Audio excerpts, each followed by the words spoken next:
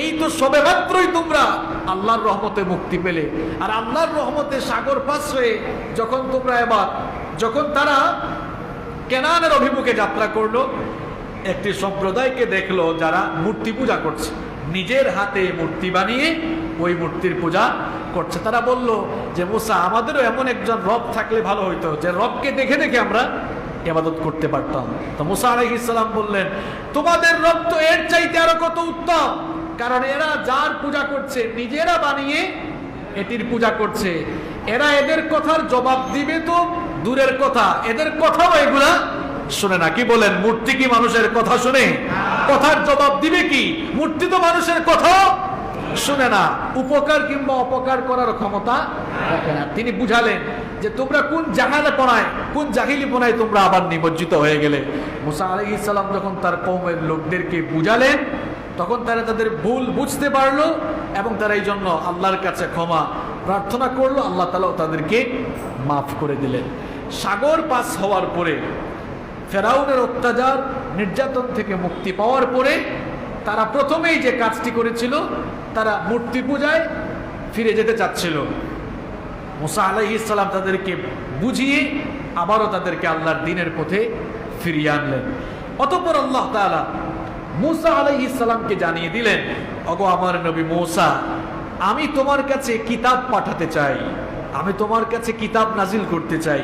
মুসা আলাইহিস সালামকে আল্লাহ তাআলা যে কিতাব দিয়েছিলেন, তার উপরে যে কিতাব নাজিল হয়েছিল, সেই কিতাবের নাম কি? মাশাআল্লাহ, জানেন আপনারা সেই কিতাবের নাম তাওরাত। আল্লাহ তাআলা এবার মুসা নবীকে বললেন, তুমি তোমার কওম, তোমার উম্মত বনি ইসরাইলকে নিয়ে তুর পাহাড়ের দক্ষিণ পাশে চলে আসো।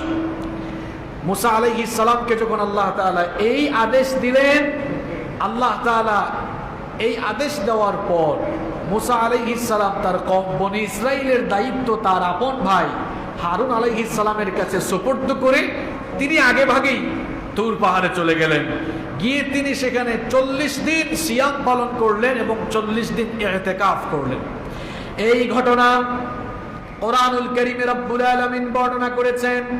আল্লাহ তাআলা বলছেন, ওয়া'আদনা মূসা 30 লাইলাতাও ওয়া আতমামনাহা বি'আশরিন ফাতাম্মা মিকাতু রাব্বিহি 40 লাইলা।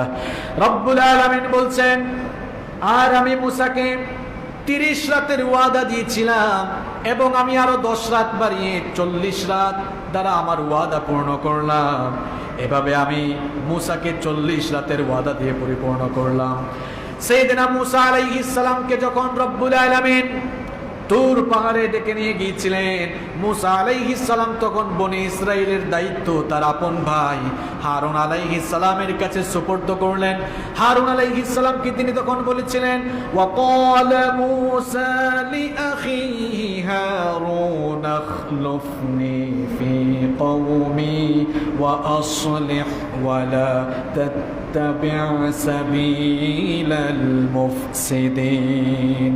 মূসা আলাইহিস সালাম তার ভাই হারুনকে বললেন যে তুমি আমার অবর্তমানে আমার কওম বনি ইসরাইলের প্রতিনিধিত্ব গ্রহণ করো, তুমি আমার অবর্তমানে আমার রিপ্রেজেন্টেটিভ হিসাবে বনি ইসরাইলের দায়িত্ব পালন করবে আর এদেরকে সংশোধন করবে, অর্থাৎ এদেরকে নেক আমলের দিকে ধাবিত করবে। আর খবরদার ফাসাদ সৃষ্টিকারীদের পদাঙ্ক তুমি অনুসরণ করো না। শুনতেছেন তো আপনারা? খুব চমৎকার ঘটনা শুরু হয়েছে। দেখেন, আল্লাহ তাআলা মূসা আলাইহিস সালামকে তুর পাহাড়ে ডাকলেন। কিসের জন্য ডাকলেন? কি দেওয়ার জন্য? তাওরাত কিতাব দেওয়ার জন্য। আর মূসা আলাইহিস সালাম তার ভাই হারুন আলাইহিস সালামকে বললেন, তুমিও আমার কওম নিয়ে আস্তে আস্তে সবাইকে একত্রিত করে তুমিও আমাকে অনুসরণ করে আসতে থাকো, আর আমি আগে ভাগে তুর পাহাড়ে চলে যাই। দায়িত্ব দিয়ে গেলেন তার ভাইয়ের কাছে যে তুমি এদের দায়িত্ব গ্রহণ করো, এদেরকে সংশোধন করো, অর্থাৎ আমার অবর্তমানে কওমের দায়িত্ব গ্রহণ করে দ্বীনি কাজগুলো, দ্বীনি দাওয়াত তুমি তাদের মাঝে দিয়ে দাও। এরপরে মূসা আলাইহিস সালাম যখন তুর পাহাড়ে চলে গেলেন, এটি সেই পাহাড়, গত জুমায় বলেছিলাম যে মূসা আলাইহিস সালাম তার শ্বশুর বাড়ি, তার যে শ্বশুরের এলাকার নাম কি, কার মনে আছে বলেন তো? হ্যাঁ, শুআইব আলাইহিস সালাম তো তার শ্বশুরের নাম, আর তার শ্বশুর বাড়ি ছিল কোন জায়গায়? এই বুঝি আপনারা আলোচনা শুনেন না? মাদিয়ান। এটা মাদায়ানও না, শব্দটি হচ্ছে মাদিয়ান। ওই যে শুআইব আলাইহিস সালাম শ্বশুর বাড়ি থেকে আসতেছিলেন, মনে আছে ঘটনা? ওই যে মাদিয়ান থেকে মিশরে আসার সময় তুর পাহাড়ে আসার পরে কি দেখেছিলেন? আগুন দেখেছিলেন। ওখানে আল্লাহর সঙ্গে তার জীবনে প্রথমবারের মতো তিনি আল্লাহর সঙ্গে কি করেছিলেন? কথা বলেছিলেন। এরপরে আর তুর পাহাড়েও যাওয়া হয় নাই, আল্লাহর সঙ্গে কথা বলাও। 20 বছর পরে এবার ফেরাউনের অত্যাচার নির্যাতন থেকে মুক্তি পাওয়ার পরে যখন তারা কেনানের উদ্দেশ্যে যাত্রা করছেন, আল্লাহ বললেন তুর পাহাড়ে আসো। কত বছর পরে? কত বছর পরে? 20 বছর পরে আল্লাহ তাআলা আবার মুসা নবীকে যে পাহাড়ে ডেকে নিলেন তার নাম কি? তুর পাহাড়। তুর পাহাড়ে যাওয়ার পরে মুসা আলাইহিস সালাম 40 দিন ইতিকাফ করলেন। কতদিন? 40 দিন ইতিকাফ করলেন এবং একটানা 40 দিন রোজা রাখলেন। রাইসুল মুফাসসিরিন আব্দুল্লাহ ইবনে আব্বাস রাদিয়াল্লাহু আনহুমা বলেছেন যে তিনি প্রথম যে 30 দিন ইতিকাফ পালন করেছিলেন এবং সিয়াম পালন করেছিলেন সেগুলো ছিল জিলকদ মাসের 30 দিন। এরপরে আরো 10 দিন আল্লাহ তাআলা বাড়িয়ে দিয়েছিলেন, সেগুলো ছিল দুনিয়ার সবচাইতে উত্তম দিন, জিলহজ মাসের প্রথম 10 দিন। সুবহানাল্লাহ। তাহলে 40তম দিন ছিল কুরবানির ঈদের দিন। কুরবানির ঈদের দিন। ওই দিন আল্লাহ তাআলা মুসা আলাইহিস সালামের সাথে কথা বলে ওই দিন তাকে আল্লাহ তাওরাত কিতাব দান করেছেন। সুবহানাল্লাহ। মুসা আলাইহিস সালাম এবার 20 বছর পরে আল্লাহর সঙ্গে কথা বলতে গিয়েছেন। শুধু যে কথা বলবেন তাই না, 40 দিন একটানা ইতিকাফ করে এরপরে আল্লাহর সঙ্গে কথা বলছেন। আবার শুধু আল্লাহর সঙ্গে কথাই বলছেন না, বরং আল্লাহর কাছ থেকে কিতাবও নিয়ে আসতেছেন। কিতাবের নাম কি? তিনি এত খুশি হলেন, তিনি এত আনন্দিত হলেন, এখন খুশির ঠেলায় তার হৃদয়ে আকাঙ্ক্ষা জাগলো। তিনি বললেন, আল্লাহ খালি কথা বললে হবে না, আর তোমার কাছ থেকে কিতাব নিয়ে গেলে চলবে না, আমার মন চাচ্ছে তোমাকে দেখতে, আমাকে তুমি দেখা দাও। কোরআনে কারীমে এই ঘটনা এসেছে। রব্বুল আলামিন বলছেন, ওয়ালাম্মা জাআ মূসা লিমিকাতিনা ওয়া কাল্লামাহু রাব্বুহু ক্বালা রাব্বি আরিনি আনজুর ইলাইক। আল্লাহ তাআলা বলছেন, মূসা যখন নির্ধারিত সময়ে এসে পৌঁছালো, তার রব তার সঙ্গে কথা বললেন। এজন্য মূসা আলাইহিস সালামকে বলা হয় কালিমুল্লাহ, কারণ তার সঙ্গে কথা বলেছেন কে? আল্লাহর সঙ্গে তিনি কথা বললেন। আল্লাহ তাআলাও তাকে তাওরাত কিতাব দান করলেন। এখন তিনি তখন আল্লাহকে বললেন, রব্বি আরিনি আনজুর ইলাইক, আমার রব আপনার সঙ্গে আমি কথা বলছি, কিন্তু আপনাকে দেখতে মন চায়, আমি আপনাকে দেখতে চাই, আমার সামনে দেখা দেন। এই ঘটনা আমাদের দেশে কত আলেম, কত বক্তা কত ভাবে যে বানিয়ে বলেছে। মাআদাল্লাহ, নবীদের কথা বলার ব্যাপারে অত্যন্ত সাবধানতা অবলম্বন করতে হবে। কোরআন এবং হাদিসে যতটুকু এসেছে এর বাহিরে আপনি রস লাগাতে যাইয়েন না। রস লাগাতে গেলেই সমস্যা আছে না নাই? এই ঘটনা তো কোরআনে আছে, আপনি আর রস লাগাতে যান কেন? তিনি বললেন, আল্লাহ আমি আপনাকে দেখতে চাই। আল্লাহ কি বললেন?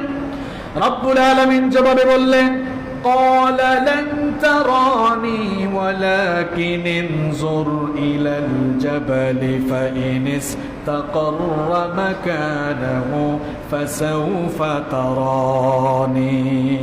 আল্লাহ তাআলা বললেন, لن تراني, তুমি কখনো আমাকে দেখতে পাবে না, তবে তুমি যেহেতু আমাকে দেখতে চাচ্ছ, এক কাজ করো, যে পাহাড়ে এসেছো এই পাহাড়ের দিকে একটু নজর দাও, এই পাহাড়ের দিকে তাকাও। মানুষের গায়ের শক্তি বেশি না কাঠামোগত দিক থেকে পাহাড়ের শক্তি বেশি? কথা বলেন না কেন? কি পাহাড়ের শক্তি আপনাদের চেয়ে বেশি নাকি? পাহাড় তুলে দিতে পারবেন আপনারা?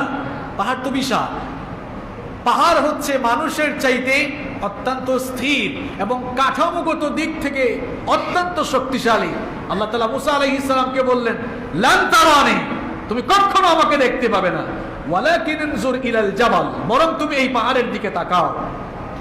তুমি পাহাড়ের দিকে তাকাও, আমি আমার নূর থেকে সামান্য নূরের তাজাল্লি, সামান্য নূরের বিচ্ছুরণ এই পাহাড়ে ঘটাবো। যদি আমার এই নূর থেকে সামান্য নূরের বিচ্ছুরণ এই সুবিশাল পাহাড় সহ্য করতে পারে, তাহলেই তুমি তোমার রবকে দেখতে পাবে। এরপরে রব্বুল আলামিন তিনি তার নূর বিচ্ছুরণ, তিনি তার নূর থেকে কিছুটা নূর বিচ্ছুরণ করলেন। আল্লাহ নিজেই নূর, তার আলো যেটা সেটাও নূর, তার পর্দা যেটা সেটাও নূর। আল্লাহ তাআলা বলছেন ফালাম্মা তাজাল্লা রাব্বুহু লিল জাবালি জাআলাহু দাক্কান ওয়া খাররা মূসা সাইকা। আল্লাহ তাআলা বলছেন যখন তার রব, মুসার রব যখন তার নূর থেকে নূরের সামান্য তাজাল্লি পাহাড়ের উপর দিলেন, তখন পাহাড় সঙ্গে সঙ্গে তছনছ চূর্ণ বিচূর্ণ হয়ে গেল। আল্লাহু আকবার। মূসা সাইকা, এবং মূসা সঙ্গে সঙ্গে হুঁশ হারিয়ে বেহুশ হয়ে গেলেন। আল্লাহু আকবার। এখন প্রশ্ন হচ্ছে আল্লাহ তাআলা তার নূরের কতটুকু পরিমাণ তাজাল্লি ওই পাহাড়ে দিয়েছিলেন, এটি তো আমরা হাবিজাবি বানায়া ব্যাখ্যা করা লাগবে না। নবীজি বলেছেন, হাদিসে এসেছে, নবীজি সাহাবীদেরকে বললেন তার এই বৃদ্ধাঙ্গুল, কোন আঙ্গুল? এই বৃদ্ধাঙ্গুল কনিষ্ঠ আঙ্গুলের সাথে লাগালেন, দেখছেন এইভাবে লাগালেন, বৃদ্ধাঙ্গুল কনিষ্ঠ আঙ্গুলের সাথে লাগিয়ে বললেন আল্লাহ তাআলা সেদিন মুসা আলাইহিস সালাম যেদিন তুর পাহাড়ে গিয়েছিলেন, সেদিন তার নূরের ঠিক এতটুকু, কতটুকু দেখছেন, এই দুই আঙ্গুল একত্রিত করে বললেন এতটুকু বিচ্ছুরণ, তার নূরের এতটুকু তাজাল্লি ওই তুর পাহাড়ে দিয়েছিলেন। এতটুকু তাজাল্লি দেওয়া মাত্রই তুর পাহাড় চূর্ণ বিচূর্ণ হয়ে গিয়েছে। আল্লাহু আকবার। আল্লাহ তার নূরের পুরোটা দিয়েছেন, কতটুকু? আল্লাহর নবী আঙ্গুল দিয়ে দেখাইছেন কতটুকু, এতটুকু। তার মানে খুব সামান্য, ক্ষুদ্রাতি ক্ষুদ্র নূরের তাজাল্লি আল্লাহ দিয়েছেন, সেখানেই তুর পাহাড় জ্বলে পুড়ে। আমাদের দেশের এক বেয়াদব, তার নাম হচ্ছে দেওয়ানবাগী, তার পুরা নামটা কি জানো? আমার তো এখন মনেও আসতেছে না। সে বলছে সে 100 বার নাকি আল্লাহকে দেখছে। মুসা নবীর মতো এত সিনিয়র পয়গাম্বর, এত বড় মাপের পয়গাম্বর, উলুল আজমি মিনার রুসুল, তিনি আল্লাহকে বলেছেন দেখবেন নূরের তাজাল্লিতে তুর পাহাড় তছনছ, আর সেখানে তার মতো বেয়াদব নাকি 100 বার দেখেছে।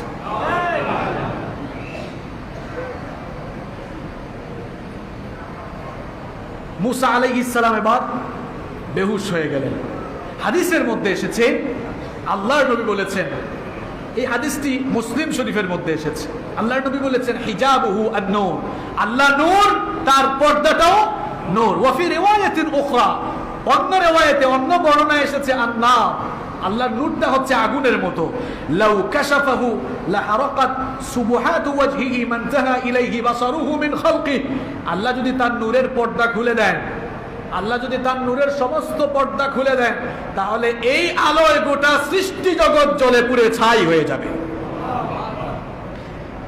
এজন্য আল্লাহর নবী বলেছেন, এজন্য আল্লাহ তাআলা সরাসরি কোরআনে কারীমে বলেছেন কোন সৃষ্টি তার দর্শন শক্তি দিয়ে তার রবকে তার দৃষ্টি সীমানার ভেতরে নিয়ে আসতে পারবে? পারবে?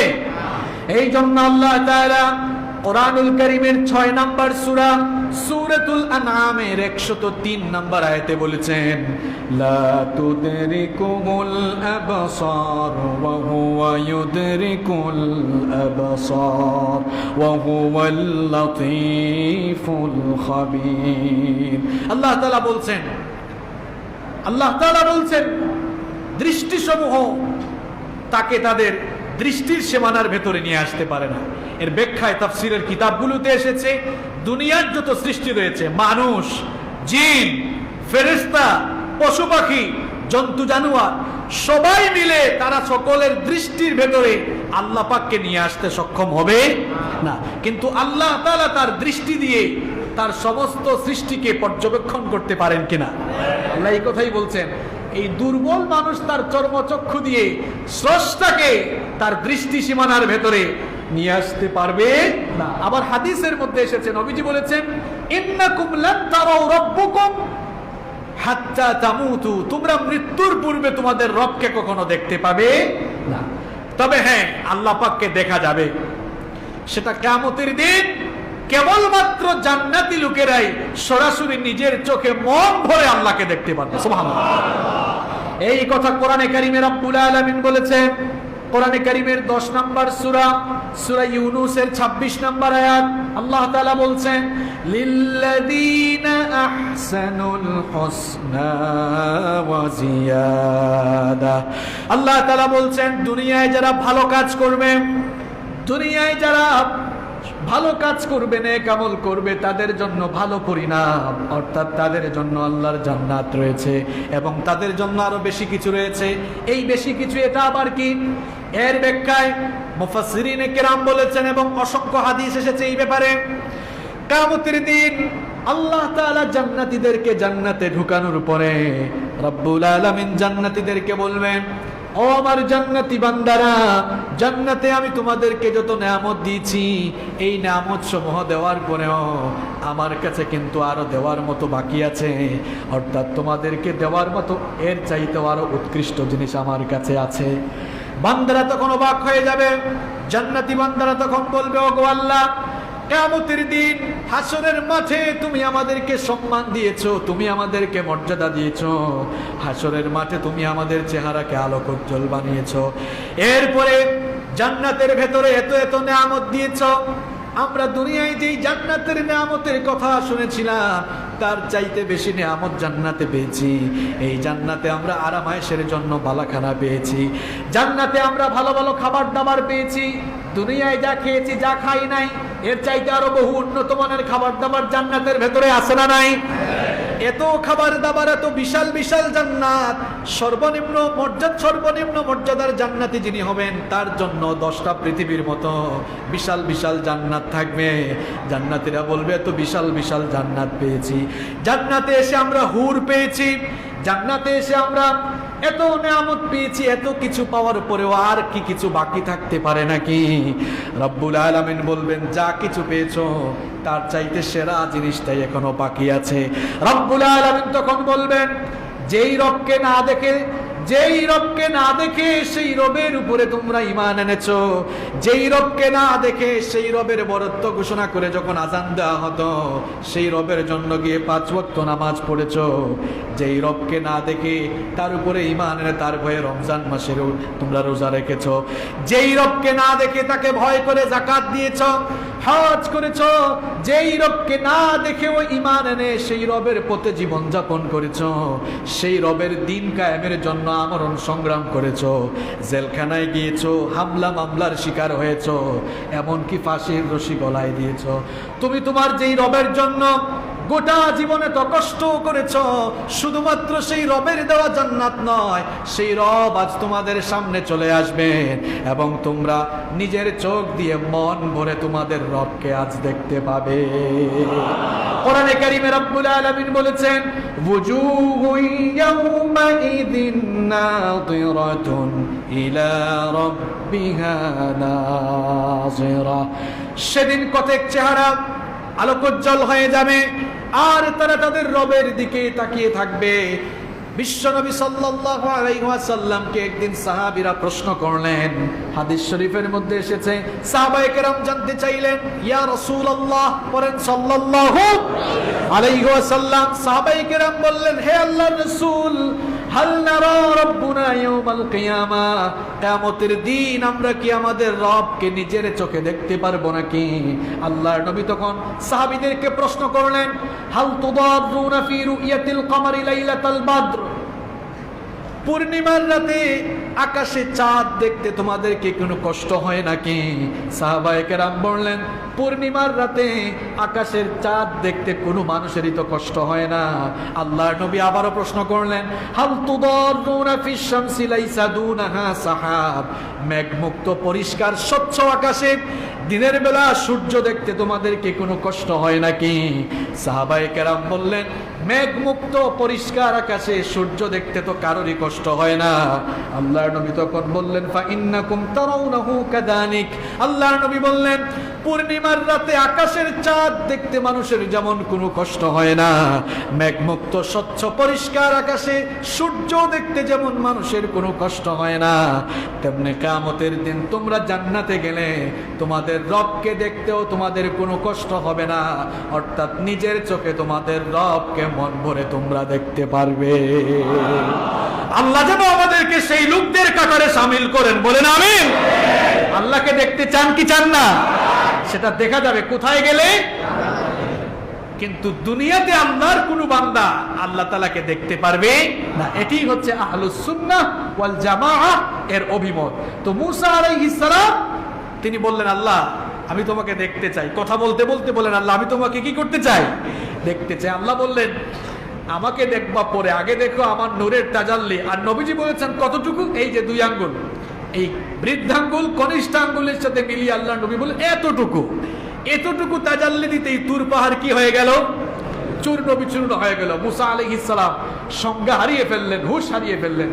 এরপরে তার যখন হুঁশ ফিরে আসলো, তিনি বুঝতে পারলেন যে আমার মতো দুর্বল মানুষ তার এই দুর্বল চর্মচক্ষু দিয়ে মহান রবকে দেখতে পারবে। তিনি এই জন্য লজ্জিত হলেন। লজ্জিত হয়ে তিনি বললেন ফালাম্মা আফাকা ক্বালা সুবহানাকা তুবতু ইলাইকা ওয়া আনা আউয়ালুল মুমিনিন। তিনি বললেন, তার যখন হুঁশ ফিরে আসলো তিনি বললেন সুবহানাকা, হে আমার রব আপনি অতিশয় পবিত্র, আপনি অতিশয় পবিত্র, আপনি সুবহান। আমি যা করেছি যা বলেছি এর জন্য তাওবা করছি, আর আমি মুমিনদের মধ্যে প্রথম। অর্থাৎ তিনি তার এই কর্মকাণ্ডের জন্য অনুতপ্ত হলেন। আল্লাহ তাআলা এবার সাইয়েদনা মূসা আলাইহিস সালামকে তাওরাত কিতাব দিলেন। তাওরাত কিতাব দেওয়ার পরে মূসা আলাইহিস সালামকে জানিয়ে দিলেন ক্বালা ইয়া মূসা ইন্নী ইসতাফাইতুকা আলান নাসি বিরিসালাতি ওয়া বিকালামি ফাখুদ মা আতাইতুকা ওয়া কুম মিনাশ শাকিরিন।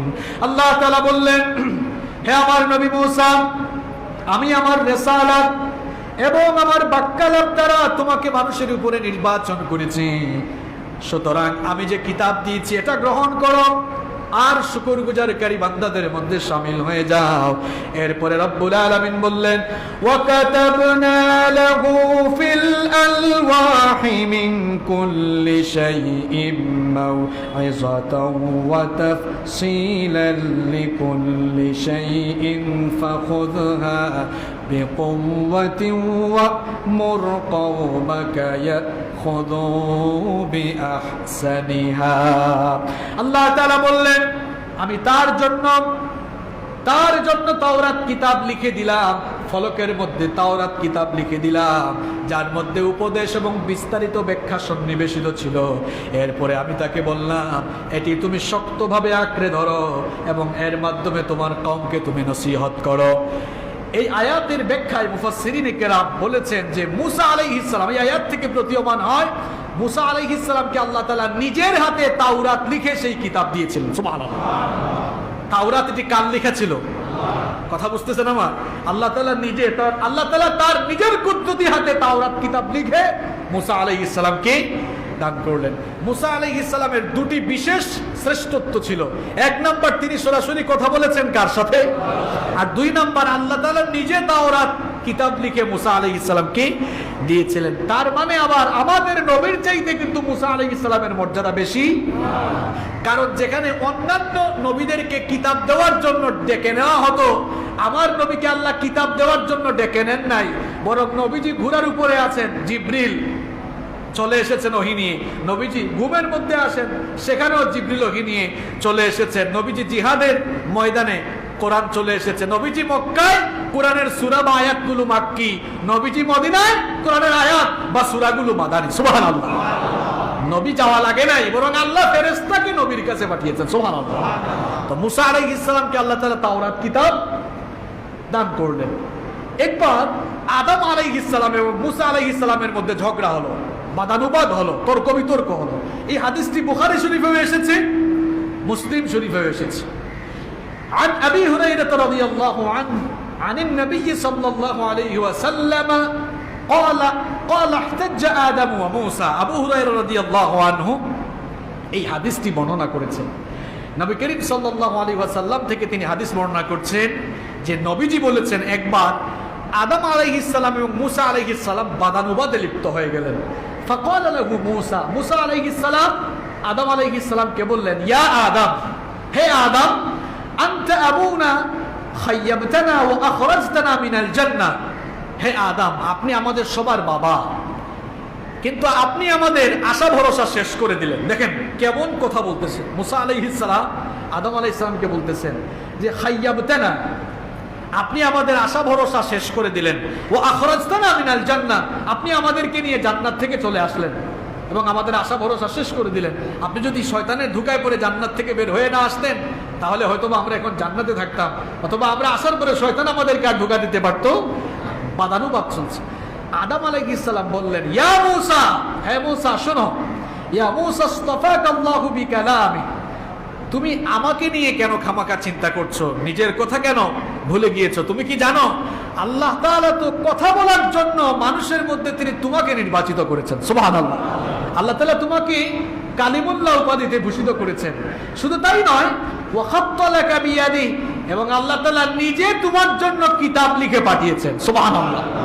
এরপরে আদম আলাইহিস সালাম বললেন, আতালুমুনি আলা আমরিন, তুমি কি এমন কাজের জন্য আমাকে দোষারোপ করছো কদ্দারাহুল্লাহু আলাইয়া ক্বাবলা আন ইয়াখলুকানি বি40 সানা, যা আমাকে বানানোর 40 বছর পরে আমার তাকদীরে আল্লাহ যা লিখে রেখেছিলেন সেই ব্যাপারে কি তুমি আমাকে দোষারোপ করছো? অর্থাৎ তিনি বিষয়টাকে একটু টেকনিক করে তাকদীরের দিকে নিয়ে গেলেন। এবং নবীজি বলছেন, দুজনের বাদানুবাদে আদম আলাইহিস সালাম মুসা আলাইহিস সালামের উপরে জয়ী হলেন। সুবহানাল্লাহ। তো মুসা আলাইহিস সালামের একটি মর্যাদা হচ্ছে আল্লাহ তাআলা নিজ হাতে তাওরাত কিতাব লিখে মুসা আলাইহিস সালামকে দান করেছিলেন। ওইদিকে মুসা আলাইহিস সালাম তুর পাহাড়ে আসার সময় কওমের দায়িত্ব দিয়ে এসেছিলেন কার কাছে? মনে আছে আপনাদের? মাশাআল্লাহ। কার কাছে? এখন দায়িত্ব দিয়ে তিনি যে এখানে আসলেন, এখানে এসে কতদিন অবস্থান করলেন? কথা কন না কেন, কতদিন? এই 40 দিনে এরা কামটা করলো কি দেখেন। এই 40 দিনে এরা আবার আল্লাহর ইবাদত বাদ দিয়ে বাছুরের পূজা শুরু করলো। ঘটনা কি ঘটলো দেখেন। মুসা আলাইহিস সালামের সাথে আল্লাহ কথা বলছেন। কথা বলার এক পর্যায়ে আল্লাহ তাআলা মুসা আলাইহিস সালামকে আল্লাহ তাআলা জিজ্ঞেস করলেন, কোরআনে কারীমের 20 নম্বর সূরা তাহা এর 83 নম্বর আয়াত থেকে এই ঘটনা বর্ণিত হচ্ছে। আল্লাহ তাআলা জিজ্ঞেস করলেন, ওয়া মা আ'জালাকা আন কওমিকা ইয়া মূসা, আল্লাহ তাআলা বললেন, হে মূসা, তুমি এত তাড়াতাড়ি তোমার কওমকে রেখে চলে আসলে কি কারণে? কোন জিনিস তোমাকে তোমার কওমকে ফেলে রেখে এখানে আগে আসতে বাধ্য করলো? তুমি কেন এত আগে আমার কাছে চলে আসলে? মুসা আলাইহিস সালাম তখন বললেন, قال هم أولئك على أثري وعجلت إليك رب لترضى। মুসা আলাইহিস সালাম তখন বললেন, হে আমার রব, আমি তো আমার কওমকে ফেলে আসি নাই, বরং তিনি বললেন, আমি আমার ভাইকে দায়িত্ব দিয়ে এসেছি, সেই জন্য সবাইকে একত্রিত করে আমি আসার পরে তারাও যেন এখানে চলে আসে, আর আমি আগে ভাগে এখানে চলে এসেছি যেন তুমি আমার উপরে সন্তুষ্ট হয়ে যাও। এখন মুসা আলাইহিস সালাম এই 40 দিন কি ঘটতেছে তিনি না জানলো আল্লাহ তাআলা জানেন কিনা? আল্লাহ জানেন কিনা? আল্লাহ তাআলা তখন বললেন, তুমি যে তোমার কওমকে রেখে এসেছো, এদের অবস্থা কি হয়েছে জানো নাকি? আল্লাহ তাআলা বললেন, قال فإنا قد فتنا قومك من بعدك وأضلهم السامري। আল্লাহ তাআলা বললেন, তুমি এখানে আসার পরে তোমার কওম এরা পথভ্রষ্ট হয়েছে। সামিরি তাদেরকে পথভ্রষ্ট করে দিয়েছে। কে পথভ্রষ্ট করে দিয়েছে? সামিরি, একজন লোকের নাম। এই সামিরি তাদেরকে পথভ্রষ্ট করে দিয়েছে। সামিরি তাদেরকে অলরেডি 2 বছর বাছুরের পূজায় তাদেরকে নিমজ্জিত করে ফেলেছে। ঘটনাটি হচ্ছে এই, মুসা আলাইহিস সালাম তার ভাই হারুন আলাইহিস সালামকে দায়িত্ব দিয়ে তিনি যখন চলে আসলেন, এই সামেরি মুসা আলাইহিস সালামের অনুপস্থিতির এই সুযোগে বনি ইসরাইলকে পথভ্রষ্ট করলো। সামেরি হচ্ছে মুসা আলাইহিস সালামের কওমের মধ্যে মুনাফিক। মুনাফিক আমাদের উম্মতের মধ্যেও আছে না নাই? মুনাফিক কারা? যে মুখ দিয়ে বলে একটা করে, মুখ দিয়ে বলে ইমানদার, কাজ করবে বেঈমান, এরা হচ্ছে তো এই সামেরি মুসা আলাইহিস সালামের অনুপস্থিতিতে কি করলো দেখেন।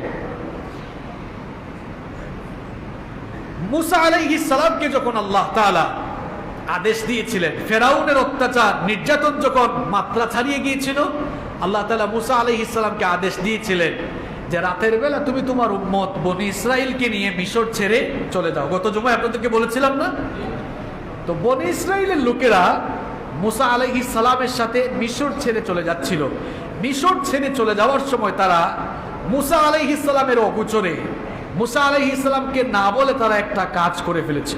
সেই কাজটা হচ্ছে, ফেরাউন সম্প্রদায়ের কেউ যেন তাদেরকে সন্দেহ না করে, তারা যে মিশর থেকে বের হচ্ছে কেউ যেন তাদেরকে সন্দেহ করতে না পারে, এই জন্য বনি ইসরায়েলের লোকেরা ফেরাউনের বংশের লোকদের কাছ থেকে কিছু অলংকার, স্বর্ণের অলংকার, স্বর্ণের গহনাগাটি নিয়ে আসলো, এই বলে যে তোমরা আমাদেরকে কিছু স্বর্ণ ধার দাও, আমরা উৎসবের জন্য একটু বাইরে যাচ্ছি, 2-1 দিন পরে আমরা আসার পরে তোমাদেরকে এটা ফেরত দিয়ে দিব। স্বর্ণ অলংকার ধার করে নিয়ে যাচ্ছে। এরা যে মিশর থেকে বের হচ্ছে যেন কেউ তাদেরকে সন্দেহ করতে না পারে। কিন্তু তাদের এই কাজের কথা মুসা আলাইহিস সালাম জানতেন না। মুসা আলাইহিস সালামের অগোচরে বনী ইসরাইলের লোকেরা এই কাজ করলো। তারা মিশর থেকে বের হওয়ার সময় ফেরাউনের বংশের লোকদের কাছ থেকে কিছু স্বর্ণ অলংকার ধার করে নিয়ে আসলো, বলল আমরা উৎসবের জন্য মিশরের বাইরে যাচ্ছি, 2-1 দিন পরে ফিরে আসবে, আসলে তোমাদেরকে আবার দিয়ে দিব, যাতে এরা মনে করে, বুঝছি এরা তো 2-1 দিনের জন্য বাইরে উৎসব পালন করতে যাচ্ছে, আবার ফিরে আসবে। কিন্তু এরা যখন সাগর পাস হয়ে গেল, আল্লাহ তাআলা যখন মুসা আলাইহিস সালামের উম্মত বনী ইসরাইলকে লোহিত সাগর পার করে দিলেন, আর ফেরাউনকে তার দলবল সুদ্ধা লোহিত সাগরে ডুবিয়ে দিলেন, নিমজ্জিত করে ধ্বংস করে দিলেন, বনী ইসরাইল তো আর মিশরে ফিরে আসলো না, এবং এদের কাছে আর যে স্বর্ণ অলংকারগুলো তাদের কাছ থেকে ধার এনেছিল তাদের কাছে আর ফেরত দেওয়ারও সুযোগ থাকলো না। সামিরি তাদেরকে বলল, মুসা আলাইহিস সালাম যখন তুর পাহাড়ে চলে গেলেন, এই সামিরি বলল, দেখো তোমরা যে বনী ইসরাইলের কাছ থেকে স্বর্ণ অলংকার ধার করে নিয়ে আসছিলা, এখন তাদেরকে তো এগুলো ফেরত দেওয়ারও কোনো সুযোগ নাই, কারণ আমরা মিশর থেকে চলে এসেছি। আবার এগুলো তোমরা নিজেরাও ব্যবহার করতে পারবা না, কারণ ধার করা জিনিস তো তোমরা নিজেরা,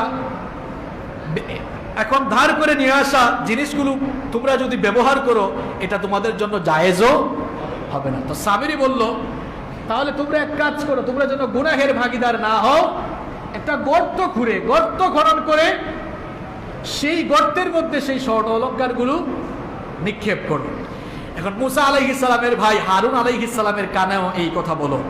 এই কথা হারুন আলাইহিস সালাম শোনার পরে, হারুন আলাইহিস সালাম তিনি অত্যন্ত সহজ সরল প্রকৃতির মানুষ ছিলেন, তিনিও সামিরির সাথে একমত হলেন। তিনি বললেন, সামিরি যা বলেছে ঠিকই বলেছে, কারণ এগুলো তাদের কাছে আমরা এখন ফিরিয়েও দিতে পারবো না, আবার আমরা এগুলো ব্যবহারও করতে পারবো না। হারুন আলাইহিস সালাম বললেন, ঠিক আছে গর্ত খনন করো। এবার গর্ত খনন করা হলো। গর্ত খনন করার পরে সমস্ত অলংকারাদি সেই গর্তের মধ্যে ফেলা হলো। এরপরে হারুন আলাইহিস সালাম বললেন, সেখানে আগুন জ্বালিয়ে দাও। এবার আগুন জ্বালিয়ে দেওয়ার পরে দেখা গেল সেই অলংকারগুলো গলে গেল। এবার সামিরি সে একটা কাজ করলো। এই সামিরি অত্যন্ত সূক্ষ্মদর্শী, চালাক, খুব চতুর একজন লোক ছিল। সে মুসা আলাইহিস সালামের কাছে কাছে থাকতো। যেদিন সাগর ডুবির দিন, যেদিন আল্লাহ তাআলা ফেরাউনকে দলবল সহ লোহিত সাগরে ডুবিয়ে মেরেছিলেন, সেই দিন জিবরিল আমিন মুসা আলাইহিস সালামের কাছে এসেছিলেন এবং সামিরি এটা দেখেছিল। ভালো করে শোনেন, সামিরি জিবরিল আমিনের যে অবতরণ সেটা লক্ষ্য করেছিল, এবং জিবরিল আমিনের ঘোড়ার পা যেই যেই জায়গায় পড়েছে সে লক্ষ্য করে দেখলো জিবরিল আমিনের ঘোড়ার পদচিহ্ন যেখানেই পড়েছে সেই জমিন সজীবতা ফিরে পেয়েছে। সুবহানাল্লাহ, সেখানে প্রাণের একটি স্পন্দন জেগেছে। এটি সে লক্ষ্য করে সকলের অগোচরে যেই যেই জায়গায় পদচিহ্ন পড়েছিল সেখান থেকে এক মুঠো মাটি সংগ্রহ করে সবার অগোচরে সে তার কাছে রেখে দিল। কারণ এই সামিরি মনে করেছিল, সে আসলে মৌখিক ইমানদার ছিল, মুনাফিক ছিল। সে মনে করেছিল যে মুসা সম্ভবত এই ফেরেশতার কারণেই এত শক্তিশালী হয়েছে, সুতরাং এই ফেরেশতার মাটি যেখানে পড়তেছে দেখলাম সেখানেই সজীবতা, জমিন সজীবতা ফিরে পাচ্ছে, দেখি আমি এখানকার মাটি সংগ্রহ করে আমিও কিছু কারামত দেখাতে পারি কিনা। এবার সে ওই মাটি, যে মাটি সে সংগ্রহ করেছিল, সবাই যখন ওই গর্তের মধ্যে অলংকার ফেললো, এবার ওই এক মুঠো মাটি সে যা সংগ্রহ করে তার কাছে রেখেছিল, সে এবার ওই মাটি কি করলো, ওই গলিত স্বর্ণ অলংকারের উপরে ফেললো। এখন গলিত স্বর্ণ অলংকারের উপরে এটি ফেলার পরে দেখা গেল এটি স্বর্ণের একটি বাছুর হয়ে গেল। কিসের বাছুর? কথা কন না কেন, কিসের বাছুর? এটা কি বানায় বলতেছি না, এটাই দেখেন সূরা তাহার মধ্যে এই ঘটনা এসেছে। এটা স্বর্ণের বাছুর হয়ে গেল, এবং এটা হাম্বা হাম্বা বলে, গরুর ডাক তো হাম্বা হাম্বাই হয় তাই না, এটা হাম্বা হাম্বা বলে ডাক দেওয়া শুরু করলো। যখন এটা এরকম আওয়াজ শুরু করলো তখন সামিরি বলল, হাদা ইলাহুকুম ওয়া ইলাহু মূসা, এটাই হচ্ছে মূসা এবং আমাদের রব, আমাদের ইলাহ। নাউযুবিল্লাহি মিন যালিক।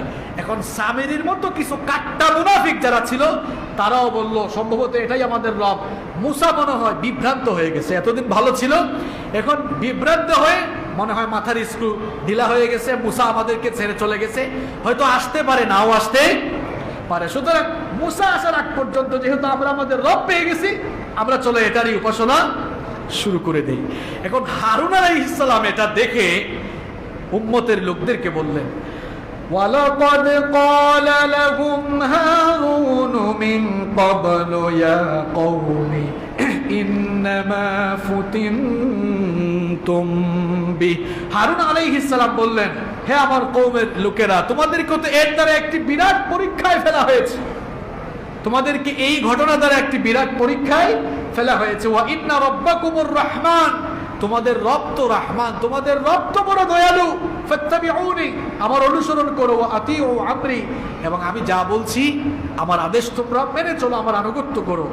এরা তখন বলেছিল, ক্বালু লান নাবরাহা আলাইহি আকিফিনা হাত্তা ইয়ারজিআ ইলাইনা মূসা। তারা বলল, না হারুন, আমরা তোমার কথা মানবো না, বরং মূসা আসার আগ পর্যন্ত আমরা এই গোবৎস, এই বাছুরের পূজাই আমরা করতে থাকবো। এখন মূসা আলাইহিস সালামকে আল্লাহ তাআলা বললেন, সামিরী এদেরকে পথভ্রষ্ট করে দিয়েছে, তাড়াতাড়ি তোমার কওমের কাছে ফিরে যাও। মূসা আলাইহিস সালাম এবার তার কওমের কাছে ফিরে আসলেন, এসে দেখলেন হায় হায়, সত্যি সত্যি তো দেখা যাচ্ছে তার কওমের লোকেরা বাছুরের পূজা শুরু করে দিয়েছে। তিনি এসে তার কওমের লোকদেরকে বললেন, আমি তুর পাহাড়ে গেলাম, আল্লাহ যে আমাদের সঙ্গে ওয়াদা করেছিলেন, তোমরা আল্লাহর ওয়াদা কেমনে ভুলে গেলে? আমি আসা পর্যন্ত তোমরা কেন অপেক্ষা করলে না? তোমরা কেন আমার সাথে যে ওয়াদা করেছিলে তোমরা আল্লাহ ছাড়া আর কারো ইবাদত করবে না, এই ওয়াদার খেলাফ তোমরা কেন করলে? তারা তখন বলল, দেখো মূসা, আমরা তো ওয়াদার খেলাফ করি নাই, বরং আমাদের কাছে অলংকারের বোঝা ছিল। এখানে পরামর্শ করে সিদ্ধান্ত হয়েছিল যে আমরা যেন এই অলংকারগুলো একটা গর্তে ফেলে দেই, আর সামিরী আমাদেরকে এটা বলেছিল। এরপরে সামিরী কি যেন নিক্ষেপ করলো, তারপরে সেটা বাছুর হয়ে গেল, আর আমরা তো মনে করেছিলাম এটা আমাদের রব, এই জন্য আমরা এটার পূজা শুরু করেছি। এই জন্য আমাদেরকে দোষ দিও না, আমরা আসলে স্বেচ্ছায় এই কাজ করি নাই। মূসা আলাইহিস সালাম তিনি তো খুব রাগী নবী ছিলেন, এবার রেগে তিনি তার ভাই হারুন আলাইহিস সালামের চুল আর দাড়ি ধরে টান মারলেন, বলেন, হে হারুন, তোমাকে না বললাম এদেরকে দেখে রাখতে, এরা যে এই কাজ করলো তুমি কি তাদেরকে বাধা দাও নাই? হারুন আলাইহিস সালাম তখন বললেন যে ভাই, আমার চুল আর দাড়ি ছাড়ো, রাগ করিও না, আমি এদেরকে বাধা দিয়েছি, কিন্তু আমি বাধা দেওয়ার পরে এরা আমাকে বলেছে আমাকে নাকি তারা হত্যা করে ফেলবে। কারণ আমি চিন্তা করলাম তুমি আসার আগেই যদি আমি তাদের সঙ্গে যুদ্ধে লিপ্ত হয়ে যাই, অথবা এদেরকে ছেড়ে আমি তোমার কাছে চলে যাই, তাহলে তো এরা দলে দলে বিভক্ত হয়ে যাবে। এজন্য আমি তোমার আসা পর্যন্ত অপেক্ষা করছিলাম। মূসা আলাইহিস সালাম সামিরীকে বললেন, সামিরী, তুমি কেন এই কাজ করলে? সামিরী তখন বলল, সেও স্বীকার করে নিল, সে বলল, ওই যে জিবরিলের পদচিহ্নের মাটি সে সংগ্রহ করেছিল, সে বলল আমি এই কাজ করে এটা করেছিলাম, আমার মন সায় দিয়েছিল এই কাজটি করার জন্য। আল্লাহ তাআলার তরফ থেকে এবার সামিরীর জন্য শাস্তি নির্ধারণ হলো, এবং সামিরীর সাথে তাল মিলে যারা মুনাফিক হয়ে ওই গোবৎসের পূজা করেছিল তাদের উপরে এবার শাস্তি আসলো। মূসা আলাইহিস সালাম জানিয়ে দিলেন, আল্লাহ তাআলা সামিরীর জন্য শাস্তি নির্ধারণ করেছেন যে সামিরী আজ থেকে যতদিন বেঁচে থাকবে তাকেও কেউ স্পর্শ করতে পারবে না, এবং সেও কাউকে স্পর্শ করতে পারবে না। মূসা আলাইহিস সালাম সামিরীকে বললেন যে তুমি যতদিন বেঁচে থাকবে, তুমি শুধু তোমার সামনে যারা থাকবে সবাইকে বলবে লা মিসাস, আমি অস্পৃশ্য, অর্থাৎ আমাকে স্পর্শ করো না, আমি অস্পৃশ্য, আমাকে স্পর্শ করো না। এটা একেবারে গজব দিয়ে ধ্বংস করে দেওয়ার চাইতেও কিন্তু আরো মারাত্মক গজব।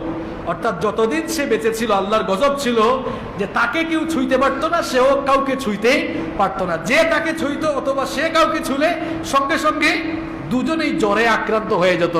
এভাবেই সামিরী মৃত্যুর আগ পর্যন্ত এই গজবে সে নিমজ্জিত ছিল। আর যারা সামিরীর সাথে গোবৎসের পূজায় নিমজ্জিত হয়েছিল, আল্লাহ তাআলা বললেন, মূসা, এদের সবাইকে মৃত্যুদণ্ড দাও। এদের মধ্যে এরপরে মূসা আলাইহিস সালাম আল্লাহর নির্দেশ মোতাবেক, আল্লাহর নির্দেশ অনুযায়ী তাদেরকে বললেন যে যারা গোবৎসের পূজা করেছে তাদেরকে হত্যা করা হবে। অনেককে হত্যা করার পরে বাকিরা যখন আল্লাহর কাছে তওবা করলো, আল্লাহ তাদেরকে মাফ করে দিলেন এই শর্তে যে এখন তোমরা বাইতুল মুকাদ্দাসে জিহাদের জন্য যাবা। এই ঘটনা সামনে আসতেছে, আমরা বলবো এই শর্তে আল্লাহ তাদেরকে মাফ করে দিলেন। এরপরে মুসা আলাইহিস সালাম ফিরে আসলেন কোন কিতাব নিয়ে? কথা বলেন, কোন কিতাব নিয়ে?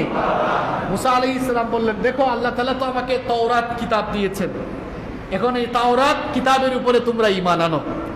দেখেন এত আযাব গজব, আল্লাহর কুদরত এত কিছু দেখার পরেও মুসা আলাইহিস সালাম যখন তাওরাত কিতাব নিয়ে আসলেন, তখন তারা কি বলল? তারা বলল, মুসা তুমি বললেই কি আমরা এটা বিশ্বাস করে ফেলবো?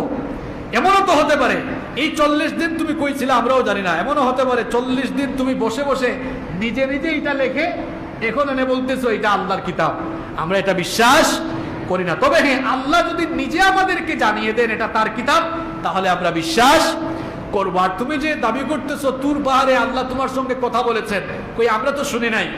আমরা যদি নিজের কানে শুনি আল্লাহ তোমার সঙ্গে কথা বলতেছেন, আর আল্লাহ যদি নিজে ঘোষণা দেন এটা আল্লাহর কিতাব, তাহলে আমরা ঈমান আনবো। কেমন জাতি দেখছেন?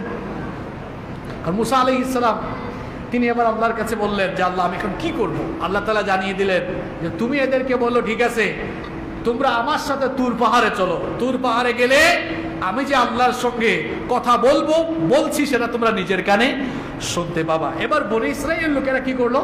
বনি ইসরাইলের লোকেরা তাদের মধ্য থেকে 70 জন লোককে নির্বাচিত করলো। কয়জন লোককে? 70 জন লোককে নির্বাচিত করে এদেরকে মুসা আলাইহিস সালামের সাথে পাঠিয়ে দিল। বলল এরা আমাদের প্রতিনিধি, এরা তোমার সঙ্গে যাবে, এরাই সবকিছু দেখবে যে তুমি আসলেই আল্লাহর সঙ্গে কথা বলেছো কি না। এখন এদেরকে নিয়ে মুসা আলাইহিস সালাম তুর পাহাড়ে গেলেন। মুসা আলাইহিস সালাম এদেরকে নিয়ে তুর পাহাড়ে যাওয়ার পর মুসা আলাইহিস সালাম আল্লাহর সঙ্গে কথা বললেন। দেখেন আগে বলেছিল আল্লাহ যে তোমার সঙ্গে কথা বলছেন আপনার নিজের কানে না শোনা পর্যন্ত বিশ্বাস করব না। এখন ওই 70 জনকে নিজের কানেই শুনলো আল্লাহ তাআলা মুসা আলাইহিস সালামের সঙ্গে কথা বলছেন। নিজের কানে শোনার পর এবার কি বলতেছে জানেন? এবার বলতেছে এটাই যে আল্লাহ, এটা আমরা কেন বিশ্বাস করব? এটা তো অন্য কারো আওয়াজ হইতে পারে। কেমন জাতি দেখছেন? এখন বলতেছে দেখেন সূরা বাকারার 55 নম্বর আয়াত, এখন তারা বলতেছে না মুসা খালি আওয়াজ শুনে ঈমান আনবো না, বরং ইয়া মুসা লান নুমিনা লাকা হাত্তা নারাল্লাহু জাহরা, নিজের চোখে তোমার আল্লাহরে না দেখে আমরা ঈমান আনবো না। শুধু আওয়াজ শুনলে হবে না, নিজের চোখ দিয়ে আল্লাহরে দেখতে চাই। এখন মুসা আলাইহিস সালাম তো মনে মনে বলতেছেন যে আমি দেখতে গিয়ে আমার যে অবস্থা হয়েছিল এখন না জানি তোমাদের উপরে কোন গজব আসে। তারা বলতেছে না, না দেখে ঈমান আর আনবো না। তখন কি হলো? আল্লাহ তাআলা বলছেন যে ফাআখাযাতকুমুস সাইকা, একটি বিরাট বজ্রনিনাদ, বজ্রপাত তো বুঝেন আপনারা, যে নোয়াখালীর মানুষরা বলে ঠাডা পড়ছে, এইরকম তুর পাহাড়ের উপরে এই 70 জনের উপর ঠাডা পড়লো। কি পড়লো? সবগুলা জায়গায় শেষ, মরে গেছে। আর মুসা আলাইহিস সালাম দেখলেন যে আমারে তো আল্লাহ বেহুশ করছেন, আর এদেরকে আল্লাহ একেবারে কথা কনটা কেন মেরে ফেলছে। অর্থাৎ আল্লাহ তো আমার উপরে কিছুটা দয়া করছে, আল্লাহ আমাকে মারে নাই। আল্লাহ আমাকে আগের বার আমি বলছিলাম আল্লাহ দেখতে চাই, তখন আমি কি হয়ে গিয়েছিলাম। এখন আল্লাহ যখন আল্লাহকে এরা দেখতে চাইছে এমন ঠাডা পড়ছে একদম সবগুলা মরে গেছে। এখন মুসা আলাইহিস সালাম বলেন আল্লাহ এরা যে এখন মরে গেল, আমি যদি একা একা আমার কওমের কাছে ফিরে যাই, এমনিতেই এরা এত নাফরমান, এরা আমার উপর দোষ দিবে যে আমি মনে হয় 70 জনকে একাই মেরে ফেলছি। তিনি বলেন আল্লাহ এদেরকে আবার তুমি পুনরায় জীবন দাও। আল্লাহ তাআলা জীবন কেড়ে নেওয়ার পরেও জীবন দিতে পারেন কিনা? মুসা আলাইহিস সালামের দোয়া আল্লাহ কবুল করলেন, এদেরকে আবার আল্লাহ জীবন দিলেন। এরা অবাক হয়ে গেল, হায় হায় মরার পরে আবার জিন্দা হলাম কেমনে? তারা তাদের ভুলের জন্য এবার মাফ চাইলো। বলল মুসা আল্লাহকে আর দেখা লাগবে না, আল্লাহকে দেখার জন্য দেখতে চেয়ে যে ঠাডা উপরে পড়ছে এই ভুল আর জীবনে করবো না। এবার এই 70 জনকে নিয়ে মুসা আলাইহিস সালাম বনি ইসরাইলের কাছে গেলেন। 70 জন সাক্ষী দিল। তারা বলল যে হ্যাঁ সত্যি সত্যি মুসার সাথে আল্লাহ কথা বলেছেন এবং আল্লাহ বলেছেন এটি আল্লাহর কিতাব। সুবহানাল্লাহ। এখন এই 70 জন তো দেখছে, বাকিরা দেখে নাই। এখন আগে তো তারা ওয়াদা দিয়েছিল যে ঠিক আছে আমাদের 70 জন যা বলবে আমরা তাই, এখন তো মেনে নিল তারা। এখন আল্লাহর কিতাব তাওরাত মুসা আলাইহিস সালাম তাদের সামনে দিয়ে বললেন এবার তোমরা তোমাদের মতো চলতে পারবে না, চলতে হবে কার বিধান মতো? আর আল্লাহর বিধানগুলো যেই কিতাবে আল্লাহ দিয়েছেন সেই কিতাবের নাম যারা দুনিয়ালোভী মানুষ, এরা আল্লাহর আইন দিয়ে তাদের জীবন পরিচালনা করতে চায় না। এজন্য তারা আল্লাহর আইনের বিরোধী, বা আল্লাহর আইন যেই দেশে যেই সমাজে আল্লাহর বিধান অনুযায়ী সমাজ দেশ চলে, দেখা যায় দিন বিরোধীরা তাদের অন্তরে জ্বালাপুরা লালন করে। কোথায় কোন দেশে শরিয়া আইন চালু হয়েছে, এই জন্য আমাদের দেশে লাফালাফি করতে করতে এক শ্রেণীর মানুষদের ঘুম হারাম হয়ে গেছে। ওই দেশের নামও তো আমি যদি বলি, এখন এই যে ইউটিউবার ভাইরা নিচ্ছে, এটা আপলোড দিলে তাদের চ্যানেল ভ্যানিশ হয়ে যাবে। এখন কোন দেশ বুঝে নেন আপনারা? কারণ কোন দেশে শরিয়া আইন চালু হয়েছে, ওই দেশে কেন শরিয়া আইন চালু হলো, এখন এই দেশ থেকে লাফালাফি করতেছে। যারা এত লাফালাফি করে, আমার তো মনে হয় এরা বনি ইসরাইলের মতো অত্যন্ত নাফরমান মানুষ। আল্লাহর আইন তাদের কাছে ভালো। এখন সব যখন ঠিকঠাক, মুসা আলাইহিস সালাম বলেন এটা মানো, এখন দেখতেছে আচ্ছা বলেন তো আল্লাহর আইন মানলে কি আর কেসুনুবাজি করা যাবে? আল্লাহর আইন মানলে কি ওই গায়িকা নায়িকা নর্তকীদেরকে নিয়ে হোটেলে হোটেলে ঘোরা যাবে? আল্লাহর আইন মানলে কি মদ খাওয়া যাবে? মুনাফিকি করা যাবে? বনি ইসরাইল ভাবলো হায় হায়, মুসার কথা মেনে যদি তাওরাত দিয়ে জীবন পরিচালনা শুরু করি, তাহলে তো আমরা আমাদের মতো চলতে পারবো। তারা আপত্তি করলো, মুসা এই কিতাব দিয়ে জীবন চালাইতে পারবো না। এখনো যারা আল্লাহর কিতাব পেয়ে আল্লাহর কিতাব অনুযায়ী জীবন পরিচালনা করতে পারে না, কিংবা আল্লাহর বিধানগুলোকে মেনে নিতে যারা অস্বীকার করে, এরা নামের ইমানদার হলেও আসলে তারা বেঈমান মুনাফিক। আল্লাহ তাআলা বললেন মুসা, এরা যদি এবার এত কিছু করার পরে প্রথমে বললে এটা আল্লাহর কিতাব মানি না, আল্লাহ এটা দিয়েছেন বিশ্বাস করি না, এমনও হতে পারে 40 দিন তুমি নিজেই এটা বানায় নিয়ে আসছো, নিজের কানে শুনতে চাই, নিজের কানে শুনে বললো না, কানে শুনলে হবে না, দেখতেও চাই, দেখতে গিয়ে ঠাড়া পড়লো, এরপরে সবাই আসলো, এবার বললো ঠিক আছে আমরা মানলাম, এখন আল্লাহর কিতাব দিয়ে জীবন চালাইতে চায়। এবার আল্লাহ তাআলা সূরা বাকারার 63 নম্বর আয়াতে কি বললেন, যেটা আজকের খুতবার শুরুতে আয়াতটা আমি পড়লাম। আল্লাহ তাআলা তখন বললেন ওয়া ইদ আখাযনা মিসাকাকুম ওয়া রাফা'না ফাওকাকুমুত তুর। আল্লাহ এবার তুর পাহাড়কে তুলে নিলেন, তুর পাহাড় তুলে তাদের মাথার উপরে রাখলেন। আল্লাহু আকবার। আল্লাহ তুর আসলে যে যেমন, ওই যে বলে না যেমন কুকুর তেমন, তো যে যেমন তারে এমন শাস্তি দেওয়া লাগে। তুর পাহাড় মাথার উপরে রেখে আল্লাহ বললেন, এই আমার তওরাত কিতাব অনুযায়ী জীবন চালাবা না এই পাহাড় উপরে ফেলাইয়া একদম আবার ঠাড়া ফেলাবো? এখন দেখতেছে হায় হায়, তুর পাহাড় যদি পরে বাঁচবে একটাও? এবার বলতেছে না আল্লাহ মানবো, ঠিক আছে অসুবিধা নেই, সব মেনে চলবো। আল্লাহ ছেড়ে দিলেন। এই ছেড়ে দেওয়ার পরে এরপরে এদের অবস্থা কি হলো? এই বনি ইসরাইল জাতিটা কিন্তু সাংঘাতিক জাতি, এদের আরো কাজ কারবার আপনারা আগামী জুমায় আরো দেখবেন যেটা কেমন জাতি। এরা খাওয়া দাওয়া খায়, বলে এই খাওয়া দাওয়া ভালো লাগে না, আবার মান্না সাল্লাহ খাইতে চাই। তো এগুলো আমরা আগামী জুমায় আলোচনা করবো ইনশাআল্লাহ। আজকে এতটুকুই। হাদা মা ইনদি ওয়াল ইলম।